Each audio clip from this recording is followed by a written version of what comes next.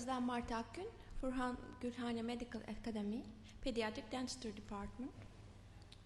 Today I'm going to present you my presentation entitled Molar incisor hypomineralization in a group of children living in Ankara, Turkey.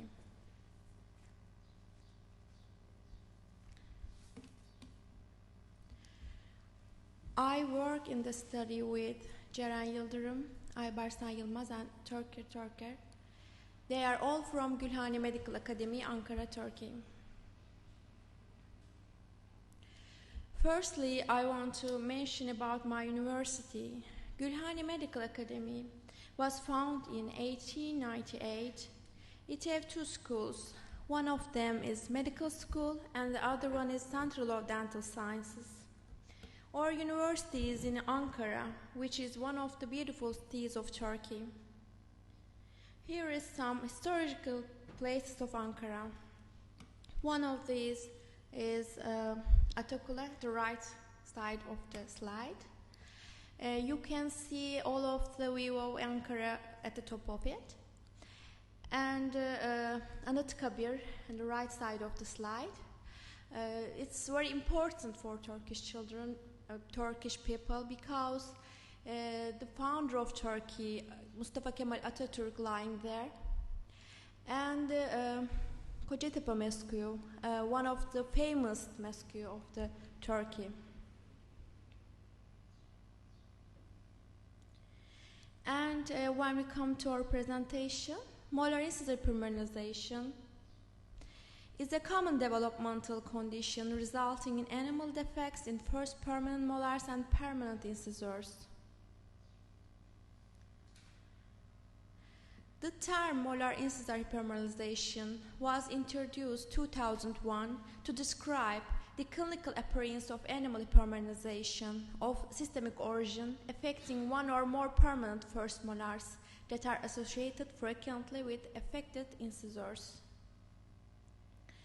The prevalence of molar incisor hypomineralization ranges from 4% and 25%.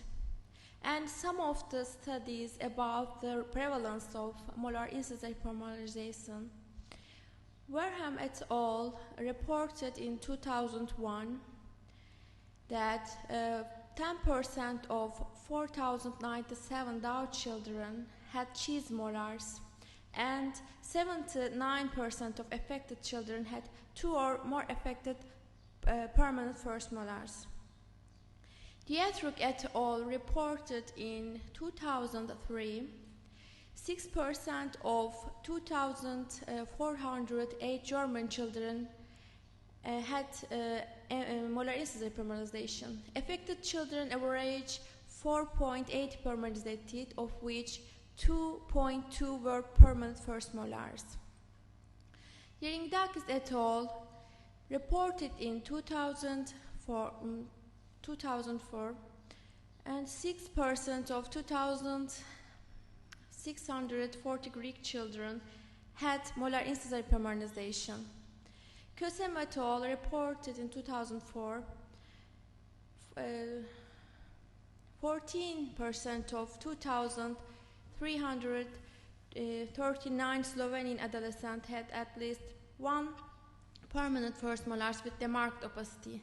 And the last study from Chavla et al. In 2004, they reported that 182 of molar incisor hypomineralization children had one or more affected permanent first molars.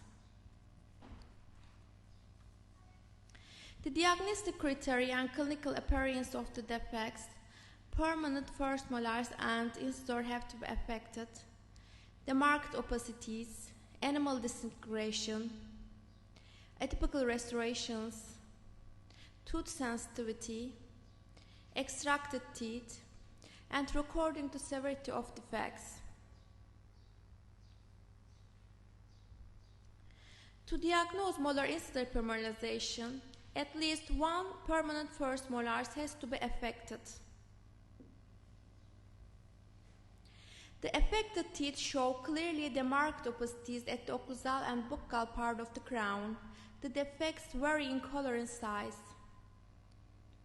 The color can be white, creamy, or yellow to brownish. The defect can be negligible or comprise the major part of the crown. The degree of porosity of the hypomineralized opaque areas varies. Severely affected animal subjected to masticatory forces soon breaks down, leading to unprotected dentine and rapid caries development. Permanent first molars and incisors with restorations revealing similar extensions as molar incisor hypomineralization are recommended to be jagged as affected. The affected teeth are frequently sensitive and usually are difficult anesthesia. Extracted teeth can be defined as having molar incisor hypomineralization only in the records or the marked opacities on the other permanent first molars. Otherwise, it is not possible to diagnose molar incisor hypomineralization. Severity of the defects divide in two groups: mild ones, demarked animal opacities without animal breakdown, occasional sensitivity to external stimuli, mild aesthetic concerns on discoloration of the incisors. Severe one, demarked animal opacities with breakdown, caries, persistent spontaneous hypersensitivity affecting function, strong aesthetic concerns that may have socio-psychological impacts. It's likely that molar incisor hypomineralization is not caused by the specific factor. Several harmful agents or conditions may act together and increase the risk of molar incisor hypomineralization, occurring additively or even synergetically. The possible etiologic factors may be genetics, medical problems during pregnancy, and different postnatal etiological factors. The aim of this study is to determine the possible causes which led to molar incisor hypomineralization in a group of school children living in Ankara, Turkey.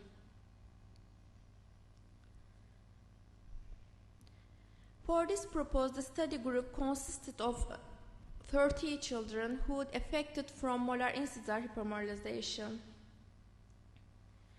We examined approximately 1,224 children, and only 30 children affected from molar incisor hypomineralization. The data were recorded using the molar incisor hypomineralization index. These children were matched by age with other children with apparently normal first molars. Children and their parents were invited for a survey about their medical history. And here is the survey. We recorded firstly the name and surname and the age and gender, and a little examination about the survey. And the questions are, first question: did you have any illness or infection during your pregnancy? If yes, in which period did you have this disease during your pregnancy? Which disease did you have? Did any problems occur during your child's birth? If yes, what kind of problem occurred? What was the shape of your child's birth? Was your child born before the normal time? If yes, when was your child born? Your child's birth weight, and how long did you breastfeed your child?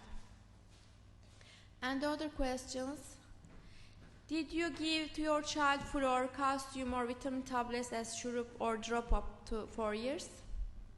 If yes, how many years, how many months, how many times a day? Which of the following disease did your child spend up to 4 years?